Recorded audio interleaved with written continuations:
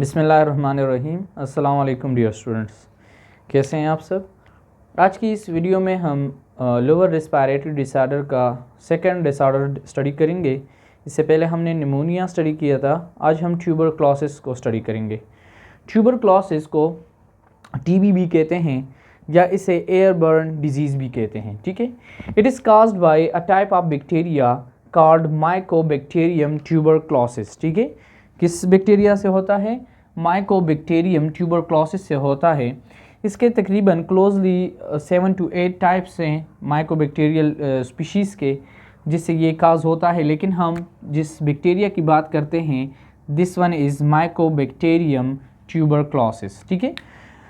Mycobacterium tuberculosis वो organism है जिसे हम ट्यूबरसेल बेसिलाई भी कहते हैं, ट्यूबरसेल बेसिलाई भी कहते हैं।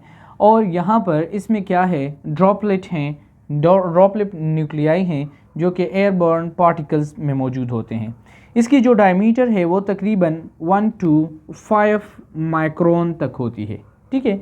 अगर हम साइट्स ऑफ टीबी की डिजीज़ को देखें कि टीबी कहाँ कहाँ पर होती है, तो सबसे कॉमन जो है वो पल्मोनरी साइट है, ठीक है। So pulmonary site is a very commonly affect lungs. Pulmonary site में कहाँ पर? लंग्स में ज़्यादातर, यानी 97% हम क्या कह सकते हैं कि हमारे साथ जो टीबी है वो काज कहाँ पर होती है? लंग्स में होती है। लेकिन एक सर्वे के मुताबिक 2011 में 67% लोग टीबी केसेस आई हैं किस जगह पर? पल्मोनरी में, यानी लंग्स में आई हैं। जिसकी सिम्टम्स क्या थी? कफिंग थी, एबनॉर्मल चेस्ट रेडियोग्राफ, ठीक है। आफ्टर दैट एक्स्ट्रा पल्मोनरी यानी लंग्स के अलावा जितनी भी और ऑर्गन्स हैं, like for example including larynx, lymph nodes, pleura, brain या लिम्फेटिक नोड्स जितने भी हैं, उसमें भी हमारे साथ टीबी हो सकती है, ठीक है। अब अगर हम बात करें कि टीबी होती किस तरह है या इसकी जो मैकेनिज़्म है ट्यूबर सेल की या माइकोबैक्टीरियल स्पीशीज़ हैं उसकी मैकेनिज़्म किस तरह है। सो यहाँ पर इसके 3 स्टेप्स हैं, ठीक है। काजिंग की क्या है? 3 स्टेप्स हैं। एक को हम प्राइमरी स्टेप कहते हैं, दूसरे को हम लेटेंट स्टेप कहते हैं और third one is active step. अब यही ड्रॉपलेट न्यूक्लियाई क्या करते हैं, हम इनहेल कर लेते हैं, ठीक है। This one is inhaled and go through to the passage way and कहाँ पर चली जाती हैं? अल्वियोलाई में, ठीक है। लंग्स की बात करें, so they are ingested by alveolar macrophages. वहाँ पर इम्यून सिस्टम में सेल्स मौजूद होती हैं, इम्यून सेल्स जिसे हम मैक्रोफेजेस कहते हैं। और यहाँ से ड्रॉपलेट न्यूक्लियाई का अल्व्यूलाई तक आना, ये प्राइमरी स्टेज कहलाता है। इसे हम क्या कहते हैं? प्राइमरी स्टेज कहते हैं। और ये तकरीबन 1 से 2 हफ्ते तक होता है। और यहाँ पर आपके साथ सिम्टम्स थोड़े से होते हैं, ज़्यादा नहीं होते, बस थोड़े से आपको कफिंग होती है या आपको थोड़ी सी इन्फेक्शन हो जाती है या थोड़ी सी फीवर होती है, ठीक है, लेकिन ज़्यादा नहीं होती। अब यहाँ पर प्राइमरी स्टेज के बाद जो लेटेंट स्टेज है, यहाँ पर मैक्रोफेजेस क्या करते हैं? इन ड्रॉपलेट न्यूक्लियाई को इनगल्फ कर लेते हैं। क्या कर लेते हैं? इनगल्फ कर लेते हैं। For what purpose? कि यहाँ पर इसको डिस्ट्रॉय कर सकें। इफ़ ड्रॉपलेट न्यूक्लियाई और इंक्रीज इन नंबर, अगर ये इनकी नंबर जो है वो बहुत ज़्यादा है, तो यहाँ पर क्या करते हैं? इम्यून सेल्स यानी मैक्रोफेजेस काम नहीं कर पाती और कुछ ड्रॉपलेट्स को वो मार देती हैं, ठीक है, या बैक्टीरिया को मार देती हैं। लेकिन कुछ small number of bacteria are live there, वो रह जाती हैं। एंड दैट स्मॉल नंबर में मल्टीप्लाइड इंट्रासेलुलरी, और फिर क्या करते हैं? यही स्मॉल नंबर क्या करते हैं? इनसाइड मल्टीप्लाइड हो जाती हैं। और जैसे ही मल्टीप्लाइड होती हैं, अब यहाँ पर जो लेटेंट स्टेज है जहाँ पर इनगल्फ हुई हैं, तो देखें आप अगर फौजियों को देख लें, अगर उनका मुहासरा कर लेते हैं फौजी किसी दूसरे लोगों का या दूसरे फ़ौज का, तो फिर जब मुहासरा हो जाता है और उन्हें कह देते हैं कि आप हैंड्स अप कर लें, आपको हमने हर चारों तरफ से घेर लिया है और आप यहाँ पर कुछ नहीं कर पाएंगे, तो वो क्या कर लेते हैं? फिर अपने वेपन्स को गिरा देते हैं, ठीक है। सो यहाँ पर इनकी कोई भी सिम्टम्स शो नहीं होती, कोई भी साइन शो नहीं होता, ना ही कोई यहाँ पर इन्फेक्शन फैला सकते हैं, ठीक है, इस स्टेज पर।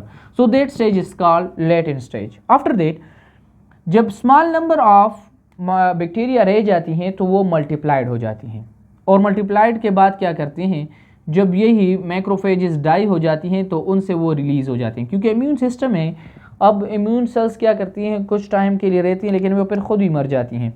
अब इनसे क्या करती हैं, यही मैक्रोफेजेस जब डाई हो जाती हैं तो वो रिलीज़ हो जाती हैं, और जैसे ही रिलीज़ होती हैं तो ये दो जगहों पर जाती हैं, एक लिम्फेटिक चैनल्स पर जाती हैं, लिम्फेटिक चैनल्स के थ्रू, या ब्लड स्ट्रीम के थ्रू चली जाती हैं। कहाँ पर, टिश्यूज़ में। कौन से टिश्यूज़ में, अल्व्यूलर टिश्यूज़ में, ठीक है, या लंग्स टिश्यूज़ में।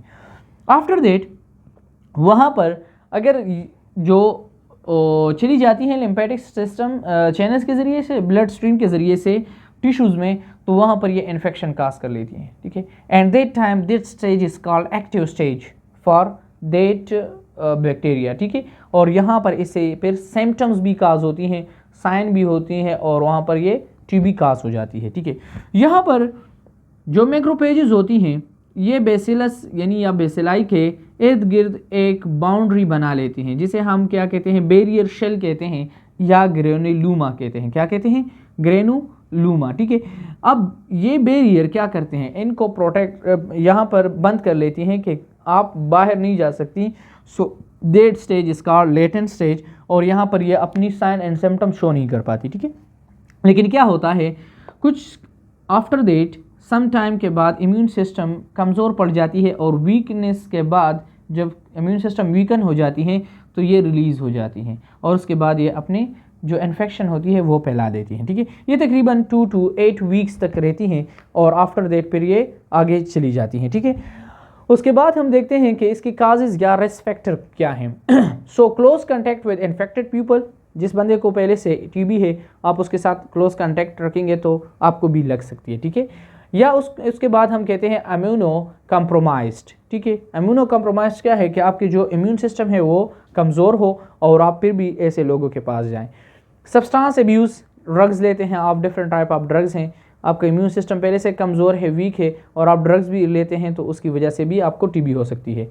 प्री एग्जिस्टिंग मेडिकल कंडीशन, ठीक है, ओके। उसके साथ ही हेल्थ केयर वर्कर, जितने भी हेल्थ केयर वर्कर होते हैं जो ऐसे हॉस्पिटल वगैरह में काम करते हैं लेकिन वो फिर साफ़ सफाई का ख्याल नहीं रखते, तो उनके साथ भी यही बैक्टीरिया अटैच होती हैं, और वो ख़ुद भी इससे मुतासर हो सकते हैं और दूसरे लोगों को भी ट्रांसमिट कर सकते हैं। ट्रांसमिशन इसका क्या है, ड्रॉपलेट्स के ज़रिए है, और एक ड्रॉपलेट में तकरीबन 400 बेसिलाई मौजूद होती हैं।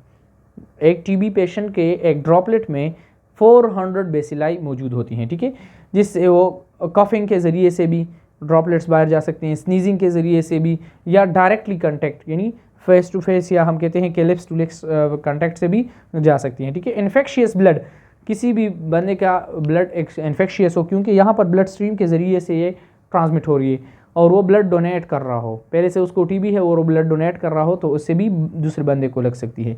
सिम्टम्स या साइन इसकी क्या हैं, कफिंग है, फीवर है, लेकिन वो कफिंग जो हाईली कफिंग हो, ठीक है, जैसे चेस्ट पेन भी आ सकती है, loss of appetite, unexplained loss of weight, आपका वेट भी लॉस हो रहा है, ब्रीथिंग डिफ़िकल्टी है, और जिसकी वजह से आपको चेस्ट पेन भी होगी, एंड स्वीटिंग एट नाइट, ठीक है।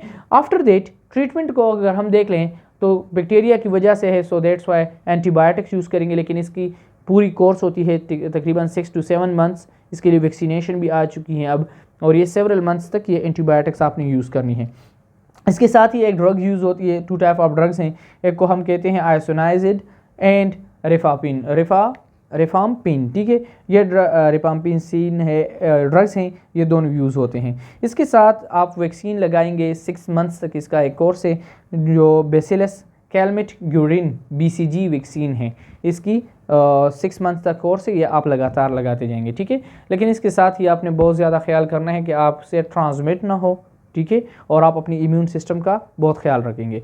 आफ्टर दैट स्टेजेस है इन्फेक्शन के, तो हमने यहाँ पर स्टडी की कि फर्स्ट स्टेज इसका प्राइमरी स्टेज है, दूसरा लेटेंट स्टेज है, जिसमें माइक्रोफेजेस क्या करते हैं, यानी इम्यून सेल्स क्या करते हैं, इनको इंजेस्ट कर लेते हैं, जिसके हम डोरमेंट फेज़ भी कह सकते हैं, ठीक है। और यहाँ पर जो बेसिलस हैं, या हम कहते हैं कि ड्रॉपलेट्स न्यूक्लियाई हैं, वो यहाँ पर एक डोरमेंट फेज़ में रह जाते हैं। अगर वहाँ पर डिस्ट्रॉय हो गए, ख़त्म हो गए, तो ठीक है, बंदा बच जाता है, लेकिन अगर उसमें कुछ न्यूक्लियाई रह जाती हैं और इम्यून सिस्टम कमज़ोर पड़ जाता है, तो वो दोबारा एक्टिव स्टेज में आ जाती हैं, जिसमें इम्यून सिस्टम कमज़ोर पड़ गया है, ठीक है, और उसके बाद जर्म सेल्स क्या करते हैं, वो मल्टीप्लाइड होने शुरू हो जाती हैं, जिसकी वजह से इन्फेक्शन बढ़ जाती है, ठीक है।